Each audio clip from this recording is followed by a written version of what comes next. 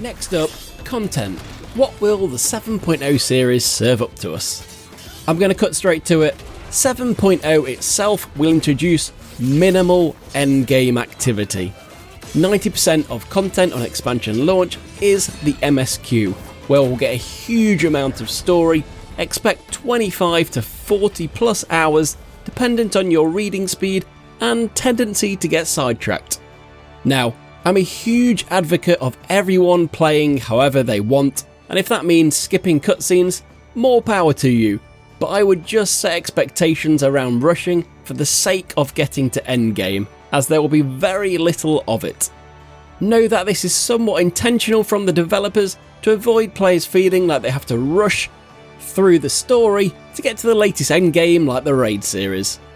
In terms of battle content within the MSQ, expect it to add the usual 6 dungeons and 3 normal mode trials as you progress through it. So, post MSQ endgame, what is there on launch? First, 2 additional level 100 dungeons to complement the 1 level 100 dungeon from the main story. Arguably the best period for the expert roulette, given it'll have 3 dungeons instead of 2. Then, we'll get 2 extreme trials, usually EX versions of the first 2 encountered during the MSQ, leaving the third until patch 7.1.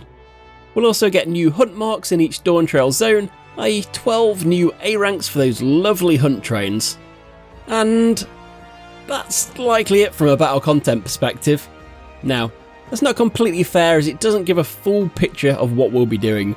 Of course, new gear and tomes will give reasons to farm those dungeons. Getting new and old jobs to level 100 will provide a lot of mileage in itself, also supported by a ton of new fates in each area to farm for items. But when it comes to what most envisage as content, that's really it from 7.0. Thankfully though, patch 7.01 will come a mere 2 weeks after the official expansion launch on the 16th of July. Just as a lot of players are finishing up with the MSQ and initial endgame, we shall add the first 4 normal mode raids of the new raid series, namely the Arcadian. And then we're not done yet, as another 2 weeks after patch 7.01, we'll get patch 7.05, likely on the 30th of July, which will not only give us the Savage version of the raids previously added, alongside new raid gear, tome gear and crafted battle gear, but one thing that I always look forward to, which will be the first treasure map dungeon of Dawntrail. And of course, amongst everything else mentioned, there'll be a host of new rewards added to the game, like mounts, minions and triple triad cards, alongside lots of new side quests, including new job role quests to keep us going until the next major patch 7.1.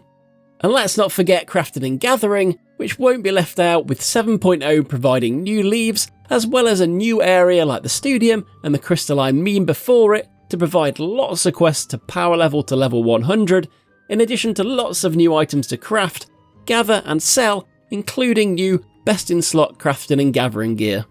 Patch 7.05, 4 weeks after launch, will then likely add further items and recipes to support the crafting of new battle gear. And there we have it. Let's get the hype train started here. As always, it's a huge help if you can like and subscribe to complete the duty.